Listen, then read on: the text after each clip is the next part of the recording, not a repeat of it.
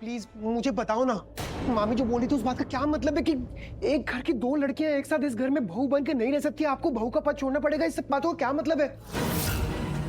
मुझे एक सेकंड ओह गॉड, नहीं, एक साथ बहू बनकर नहीं रह सकती। इसका मतलब है कि अगर मेरी और शालू की शादी होगी और अगर शालू इस घर में बहू बनकर आएगी तो आप बहू नहीं रहोगे। भाभी नहीं, तुम गलत समझ रहे हो। वो ये मतलब नहीं था। तो आप मुझे सही मतलब समझाओ ना।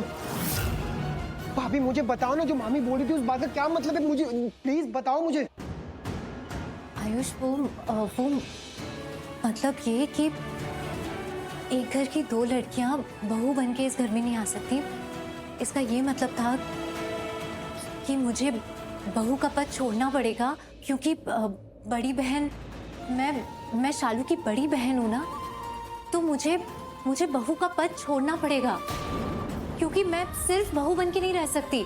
क्योंकि शालू मेरी छोटी बहन है, तो इसलिए मुझे शालू के लिए, अपनी छोटी बहन के लिए, उसकी माँ का और उसकी गुरु का भी फर्ज निभाना पड़ेगा। मेरी जिम्मेदारियां बढ़ जाएंगी। वो ये कह रही थी, ये मतलब था उस बात का। तो पता नहीं क्या सोच रहे थे, ऐसा कह रही थी वो।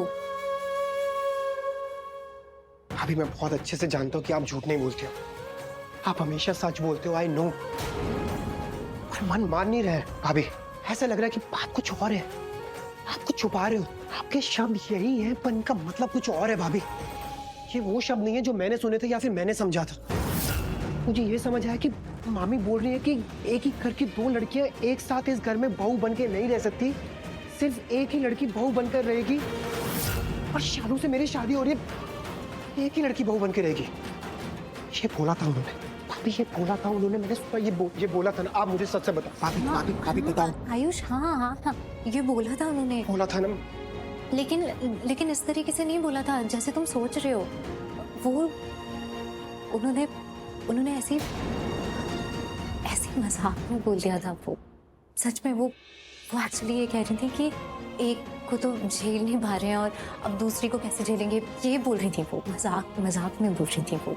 मजाक? हाँ। मामी आपसे मजाक करेगी?